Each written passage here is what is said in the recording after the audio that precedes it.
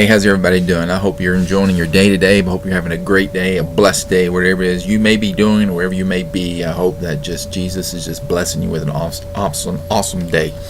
Hey, the last couple of weeks we've been talking about choices and how they affect our lives and how it's our direction, not our intentions that determine our destination.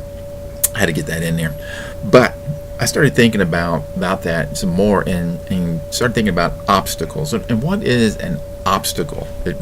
What is that? Because we all face them. We face them in our relationships. We face them in our jobs. We face them in our when we're trying to be healthy, or when we're trying to do things. We always face these obstacles. They just seem to pop up their ugly heads everywhere we go. We always seem to run into a brick wall. So what is an obstacle?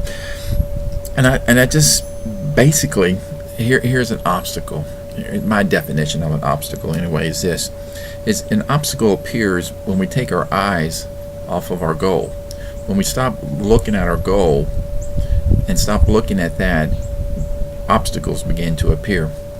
And we face that in our normal lives when let's say we're trying to get healthy, when we're working out, we're trying to eat right, we're doing this stuff, and then we kind of take our eyes off the end. When we start feeling a little bit better, we all of a sudden forget about how we used to feel, and we forget about the end result, where we want to be, that goal. And it's, with our careers, we do the same thing, is when we take our eyes off of it. Relationship-wise, we do the same thing. We kind of do it the same with Jesus ourselves. And I came across a verse, and it's Psalms 33, verse 18. It says this. It says, "But the Lord watches over those who fear him, those who rely on his unfailing love." You see, I think an obstacle comes up in our relationship with Jesus when we quit relying on his unfailing love.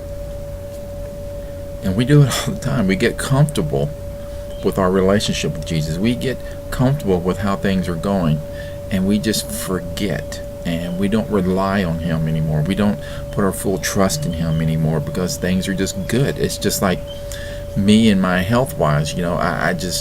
I never, like I said at the very beginning of the cancer deal, I never ever want to go back to being normal again. I never want to be normal again. I don't want to go back to where I was just comfortable where I was. That's one thing that cancer taught me, is I don't want to be comfortable with just being okay. And I struggle with that. And I believe we all do. We all struggle with things in life. And I just want to encourage you that when it comes to your normal everyday life, when it comes to your job, when it comes to your fitness, your health, whatever it may be, there's going to be obstacles, but we need to look at our goal. Why do we start? Why do we begin? Why are we doing what we're doing? And what is the end results? What is it we want to see? And keep our eyes there. And when it comes to our relationship with Jesus, we need to fully rely on him, and we need to keep our eyes on him. We don't need to get comfortable with just being a normal, everyday, go to church Christian and have a normal Bible study kind of deal. No, Jesus is so much more. He did so much more for us than that, and he deserves so much more from us. So keep our eyes on Jesus, and that's what got me through the cancer. That's what got me through one of the most difficult times in my life. And that's what's going to get you and myself through the difficult times, those obstacles, those things that we face in life. Jesus is what's going to get us through. So let's keep our eyes on him. He's watching out over us. He loves us, and he wants the very best for us. But we've got to keep our eyes on Jesus. So keep your eyes on Jesus when it comes to your business, your relationship, your health, everything. Keep your eyes on Jesus and allow him to lead you, to guide you, and direct you in those directions that we need to go. Remember, it's your intention, not your intentions, but your directions that determine your destination. So hey, focus on Jesus. Hey, I have a couple of things I'm going to ask you to pray about for me. One is tomorrow I'll go visit my doctor to get my results for my blood work and x-rays and everything. So be praying that I'm just more disgusting to my doctor, and she just like, get out of my office, you disgust me. Be praying for that.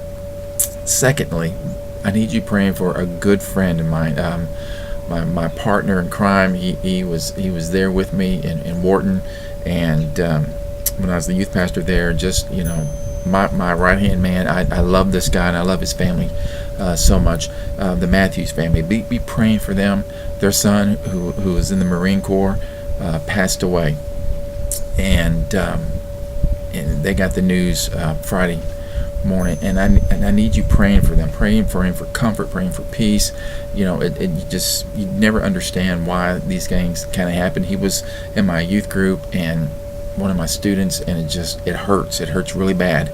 But I'm asking you to pray for that family. Pray that Jesus would just surround them with his mighty hands of comfort and peace and love, and just comfort them during these days. They don't know exactly when the funeral is going to be, because they're waiting for the Marines to release the body and get the body back home. So be praying for them. Be praying for them. And it's just a good reminder of how short life is, and just how important it is to, one, stay focused on Jesus, but two, to be connected and always just with our relationships, because life is so short. Life is so short and it's so precious. Let's take care of ourselves every single day, and let's love on those that our family. Let's love on them like we've never loved on them before, and our friends. Hey, be a blessing to whoever it is, wherever you are, whatever you're doing in life. Be a blessing to those that are around you, and let Jesus glorify himself in you and through you. Hey, I love you guys. Thank you for praying for me. I hope this encourages you today. Again, please be praying for the Matthews family. They're dear friends, and I love them tremendously, and they're hurting right now. Be praying for them. All my friends in Uganda who watch this, in Kenya who watch this, and all over the United States who watch this, praying for the Matthews family. They need it right now. I love you guys. Bye-bye.